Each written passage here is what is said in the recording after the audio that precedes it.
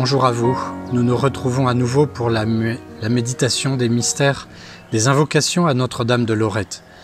Et aujourd'hui nous entendons Regina Angelorum, Reine des anges, priez pour nous. Nous nous confions d'abord à l'Esprit Saint. Au nom du Père et du Fils et du Saint-Esprit. Amen. Viens Esprit Saint, remplis le cœur de tes fidèles, embrase-les du feu de ton amour. Envoie ton esprit et tout reprendra vie, et tu renouvelleras la face de la terre. Prions. Seigneur, tu éclaires les cœurs de tes fidèles et la lumière du Saint-Esprit. Donne-nous sous ta divine inspiration d'avoir le sens du vrai et le goût du bien, et de trouver toujours en lui notre consolation et notre joie, par notre Seigneur Jésus-Christ. Amen. Nous le savons, les anges sont des purs esprits qui n'ont pas de corps.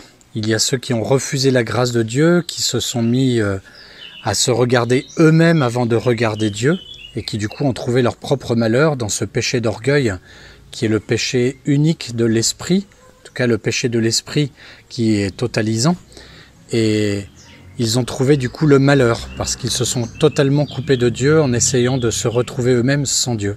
Et puis il y a les anges qui ont aussitôt accepté de servir le Seigneur, de l'aimer, et de regarder en lui toute la création, et notamment à travers le Christ.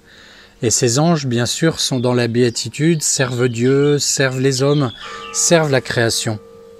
Et lorsqu'ils voient, comme l'ange Gabriel, la Vierge Marie, qui est celle qui est choisie par Dieu pour donner un sauveur à tous les hommes, celle aussi qui est pleine de grâce et qui sera saluée par l'ange Gabriel comme telle, eh bien, ils s'émerveillent forcément et ils voient en elle eh bien, la plénitude de la bonté de Dieu sur les hommes, sur toute l'humanité.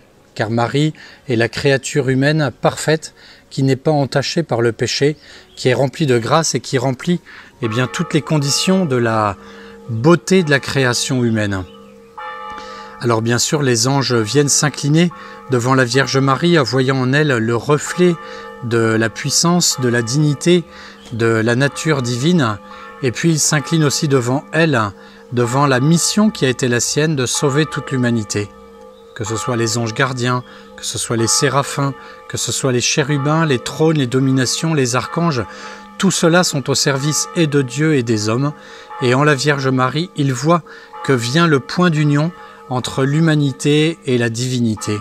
Alors, eh bien, ils acceptent volontiers d'être ses sujets, et la Sainte Vierge, eh bien, gouverne non pas en reine tyrannique, mais en reine d'amour, en reine de bonté maternelle, et elle trouve aussi sa joie à voir eh bien, la joie des anges, à la regarder, tout en sachant qu'ils ne la regardent pas elle pour elle-même, mais à travers elle, la bonté de Dieu. Nous-mêmes, eh bien, nous allons simplement converser avec notre ange gardien aujourd'hui et lui demander, dans les réunions difficiles, dans les conversations, dans les moments peut-être de fatigue, à ce qu'il nous aide à tenir cela en nous aidant à nous tourner vers la Vierge Marie comme eux eh bien, l'admirent et puis la vénèrent pour trouver Dieu en toutes choses. Je vous salue Marie, pleine de grâce, le Seigneur est avec vous. Vous êtes bénie entre toutes les femmes, et Jésus, le fruit de vos entrailles, est béni.